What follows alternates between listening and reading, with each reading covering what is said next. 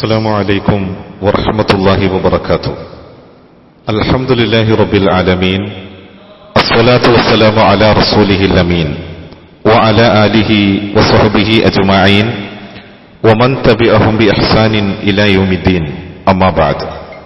പ്രിയമുള്ള സഹോദരി സഹോദരന്മാരെ, വിശുദ്ധമായ റമളാൻ നമ്മളുടെയൊക്കെ ജീവിതത്തിലേക്ക് കടന്നു വന്നതിനേക്കാൾ വേഗതയിൽ അതിന്റെ ഓരോ ദിനരാത്രങ്ങളും നമ്മിൽ നിന്ന് വിട പറഞ്ഞ് പോവുകയാണ്. റമളാൻ അതിന്റെ അന്ത്യവാദത്തിലേക്ക് എത്തി നിൽക്കുന്നു. തീർച്ചയായും വിശ്വാസികൾ അവരുടെ ആരാധനാ കാര്യങ്ങളിൽ കൂടുതൽ ശ്രദ്ധയും താൽപര്യവും ആത്മാർത്ഥതയും നിലനിർത്തേണ്ടുന്ന സന്ദർഭങ്ങളാണ്. ആത്മാർത്ഥതയോടെ പ്രവർത്തിച്ച് മുന്നേറാൻ നമ്മൾക്ക് കഴിയേണ്ടതുമുണ്ട്. നാം വിശുദ്ധമായി ഈ റമളാനിൽ വ്രതമനുഷ്ഠിച്ച സന്ദർഭങ്ങളിൽ നമ്മളുടെ നോമ്പുകളിൽ പലപ്പോഴും വീഴ്ചകളും കുറവുകളുമൊക്കെ സംഭവിച്ചു പോയിട്ടുണ്ടാകാം.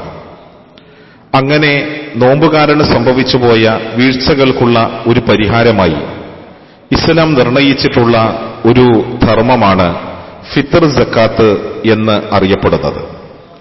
മഹാനായ ഇബ്നു അബ്ബാസ് റളിയല്ലാഹു തആല അൻഹു പറഞ്ഞതായി ഇമാം അബൂ ദാവൂദ് നിവേദനം ചെയ്യുന്ന ഒരു ഹദീസിൽ നമ്മൾക്ക് ഇങ്ങനെ കാണുവാൻ സാധിക്കും. ഫറള റസൂലുള്ളാഹി സ്വല്ലല്ലാഹു അലൈഹി വസല്ലം സക്കാത്തുൽ ഫിത്രി തുഹ്റത്തുൽ ലിസ്വാഇമി മിനൽ ലഗ്വി വറഫത്ത് വതുഅമതൽ ലിൽ മസാകീൻ. നബി സല്ലല്ലാഹു അലൈഹി വസല്ലമ തങ്ങൾ നമ്മളുടെ മേൽ സക്കാത്തുൽ ഫിത്റിനെ നിർണയിച്ചിരിക്കുകയാണ്. ആ സക്കാത്തുൽ ഫിത്ർ നാം നിർവഹിക്കുമ്പോൾ നമ്മളുടെ നോമ്പിൽ സംഭവിച്ചുപോയ ചെറിയ ദോഷങ്ങൾക്കുള്ള ശുദ്ധീകരണമായി, അതോടൊപ്പം തന്നെ സാധുജനങ്ങൾക്കുള്ള ഭക്ഷണമായിട്ടും ആ സക്കാത്തുൽ ഫിത്ർ മാറുമെന്നും ആ നിലയിൽ മഹാനായ നബി സല്ലല്ലാഹു അലൈഹി വസല്ലമ തങ്ങൾ സക്കാത്തുൽ ഫിത്റിനെ നിർണയിക്കുകയും ചെയ്തിരിക്കുന്നു എന്ന് നമ്മൾക്ക് ഹദീസുകളിൽ കാണാൻ സാധിക്കും. ഫിത്ർ സക്കാത്തിന്റെ വിഷയത്തിൽ നാം ശ്രദ്ധിക്കേണ്ടുന്ന പ്രധാനപ്പെട്ട ചില കാര്യങ്ങളുണ്ട്. അതിൽ ഒന്നാമത്തേത്, ഇത് സമയബന്ധിതമായ നിലയിൽ നിർവഹിക്കപ്പെടേണ്ടുന്ന ഒരു ആരാധനയാണ്. അതുകൊണ്ട് തന്നെ പെരുന്നാൾ നമസ്കാരം അത് നിർവഹിക്കപ്പെടുന്നതിന് മുമ്പ് തന്നെ നാം അത് കൊടുത്തു വീടിയിരിക്കണം. മൻ അദ്ദാഹ ഖബല സ്വലാ ഫഹിയ സക്കാത്തുൻ മഖ്ബൂല വമൻ അദ്ദാഹ ബഅദ സ്വലാ ഫഹിയ സ്വദഖത്തുൻ മിനസ് സ്വദഖാത്ത്. ആരെങ്കിലും പെരുന്നാൾ നമസ്കാരത്തിന് മുമ്പ് ആ സക്കാത്തുൽ ഫിത്ർ കൊടുത്തു വീട്ടിയാൽ അത് സ്വീകരിക്കപ്പെടുന്ന സക്കാത്താണ്. ഇനി നമസ്കാരം കഴിഞ്ഞ ശേഷമാണ് ആരെങ്കിലും അത് നൽകിയതെങ്കിൽ അത് കേവലം ദാനധർമ്മങ്ങളിൽപ്പെട്ട ഒന്ന് മാത്രമാണ്. അപ്പോൾ ആരാധനയുടെ ഭാഗമായി നാം നിർവഹിക്കുന്ന ഈ ഫിത്ർ സക്കാത്ത് നാം കൊടുക്കുവാൻ വേണ്ടി ഉദ്ദേശിച്ച് വീട്ടിൽ മാറ്റിവെച്ചിട്ടും കാര്യമില്ല, നാം അതിന്റെ അവകാശികളിലേക്ക് എത്തിക്കേണ്ടതുണ്ട്. അതുപോലെ തന്നെ പെരുന്നാളിന്റെ 1-2 ദിവസം മുമ്പ് നമ്മൾക്കത് നൽകൽ അനുവദനീയമാണ്.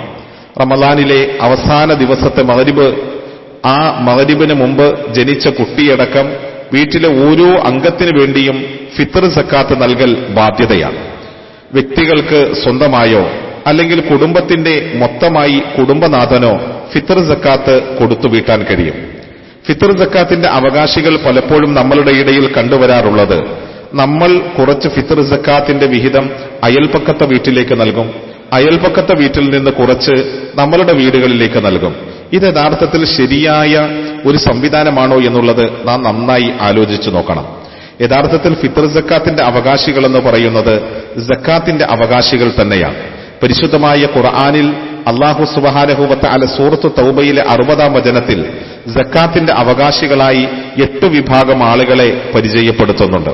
ഇന്നമസ്സദഖാതു ലിൽ ഫുഖറാഇ വൽ മസാകീൻ വൽ ആമിലീന അലൈഹാ വൽ മുഅല്ലഫത്തി ഖുലൂബുഹും വഫി ദിഖാബ് വൽ ഗാരിമീന വഫി സബീലില്ലാഹി വബ്നി സബീൽ. അല്ലാഹു സുബ്ഹാനഹു വ തആല അവിടെ പറയുന്നത് ദരിദ്രരായ ആളുകൾ, പരമദരിദ്രരായിട്ടുള്ള ആളുകൾ, കടം കൊണ്ട് വലഞ്ഞവർ, അള്ളാഹുവിന്റെ മാർഗത്തിൽ കഷ്ടപ്പെടുന്നവർ, അതുപോലെ തന്നെ സത്യവിശ്വാസം സ്വീകരിച്ചു നിൽക്കുന്നതായ ആളുകൾ, അതുപോലെയുള്ളതായ 8 വിഭാഗത്തെ പരിശുദ്ധമായ ഖുർആൻ എണ്ണിപ്പറയുന്നത് നമ്മൾക്ക് കാണുവാൻ സാധിക്കും. യഥാർത്ഥത്തിൽ അവർ തന്നെയാണ് ഈ ഫിത്ർ സക്കാത്തിന്റെയും അവകാശികൾ എന്ന് നാം മനസ്സിലാക്കണം. അല്ലാതെ നമ്മൾ ഒരാൾക്ക് നൽകുക, അയാളുടെ ഫിത്ർ സക്കാത്ത് നമ്മൾക്ക് നൽകുക എന്ന സംവിധാനത്തിന് ഇസ്ലാമിൽ തെളിവുകളൊന്നും നമ്മൾക്ക് കാണാൻ കഴിയുന്നില്ല. നാട്ടിൽ പൊതുവായി ഉപയോഗിക്കപ്പെടുന്ന ഭക്ഷ്യവസ്തുവാണ് ഫിത്ർ സക്കാത്തായി നാം നൽകേണ്ടുന്നത്. ഫിത്ർ സക്കാത്ത് നൽകുന്ന സന്ദർഭത്തിൽ അത് പണമായി നൽകുക എന്നുള്ളത് ഒരിക്കലും അനുവദനീയമായ കാര്യമല്ല. ഭക്ഷ്യവസ്തു തന്നെയാണ് നൽകേണ്ടുന്നത്. ഇത് വിതരണം ചെയ്യാൻ മറ്റൊരാളെയോ അല്ലെങ്കിൽ സംഘത്തെയോ ഏൽപ്പിക്കുന്നതിൽ കുഴപ്പമില്ല. അങ്ങനെയുള്ള സംഘത്തിൽ ഒരുമിച്ച് ചേർന്നുകൊണ്ട് അവർ ഒരു വസ്തു എടുത്ത് വിതരണം ചെയ്യുകയാണെങ്കിൽ ആ സന്ദർഭത്തിൽ അതിന്റെ നിർണിതമായ ഓഹരി പണമായ നിലയിൽ അവരെ ഏൽപ്പിക്കാവുന്നതാണ്. അതല്ലാതെ വ്യക്തികൾക്ക് നാം സക്കാത്ത് നൽകുമ്പോൾ ഫിത്ർ സക്കാത്ത് പണമായ നിലയിൽ നൽകുന്നതിന് നമ്മളുടെ മുന്നിൽ മാതൃകകളൊന്നുമില്ല എന്നുള്ളത് നാം മനസ്സിലാക്കുക. അതുപോലെ തന്നെ നാം ഇത് നൽകേണ്ടുന്നത്, ഇതിന്റെ കണക്ക് ഒരു സ്വാ ഭക്ഷ്യവസ്തുവാണ് ഫിത്ർ സക്കാത്തായി നൽകേണ്ടുന്നത്. ഒരു സ്വാ എന്ന് പറഞ്ഞാൽ 4 മുദ്ദ് ചേരുന്നതാണ്. 4 മുദ്ദിനെ ഒരു സ്വാ എന്ന് പറയുന്നു. അപ്പോൾ ഒരു മുദ്ദ് എന്ന് പറഞ്ഞാൽ പൂർണ്ണമായ വളർച്ചയെത്തിയ സാമാന്യം വലിപ്പമുള്ള ഒരാൾ തന്റെ ഇരു കൈകളും കൂട്ടിപ്പിടിച്ച് കോരിയാൽ ലഭിക്കുന്ന അളവാണ് ഒരു മുദ്ദ് എന്ന് പറയുന്നത്. ആ നിലയിൽ നാം സാധാരണഗതിയിൽ ഉപയോഗിച്ചുകൊണ്ടിരിക്കുന്ന ഭക്ഷ്യധാന്യങ്ങൾ 4 വാരലാണ് ഒരു സ്വാ എന്ന് പറയുന്നത്. അതാണ് ഒരു വ്യക്തിയുടെ ഫിത്ർ സക്കാത്തിന്റെ അളവായി ഇസ്ലാം പഠിപ്പിച്ചിട്ടുള്ളത്. മുദ്ദ് കിലോ ആയി കണക്ക് പറയുന്നതിൽ പണ്ഡിതന്മാർ വ്യത്യസ്ത അളവുകൾ പറഞ്ഞതായി നമ്മൾക്ക് കാണാൻ സാധിക്കും. ഭക്ഷ്യവസ്തുക്കൾ മാറുന്നതിനനുസരിച്ച് കിലോയുടെ അളവിലും ഒരു വേള വ്യത്യാസം വരാം. അതിനാൽ ഏറ്റവും നല്ലതും സൂക്ഷ്മമായിട്ടുള്ളതും കൈകൊണ്ട് കോരി അളവ് നിശ്ചയിക്കലാണ് എന്ന് നാം തിരിച്ചറിയുക. ഫിത്ർ സക്കാത്ത് വിതരണം നടത്തുന്ന സന്ദർഭത്തിൽ നാം വളരെയധികം സൂക്ഷ്മതയും ശ്രദ്ധയും പുലർത്തുക. കാരണം നമ്മളുടെ നോമ്പിൽ സംഭവിച്ചു പോയ ന്യൂനതകൾക്കുള്ള ഒരു പ്രായശ്ചിത്തം കൂടിയാണ് ഈ ഇബാദത്ത് എന്ന് നാം തിരിച്ചറിയണം.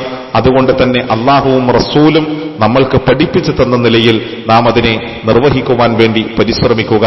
അല്ലാഹു അനുഗ്രഹിക്കട്ടെ. അസ്സലാമു അലൈക്കും വറഹ്മത്തുള്ളാഹി വബറകാതുഹു.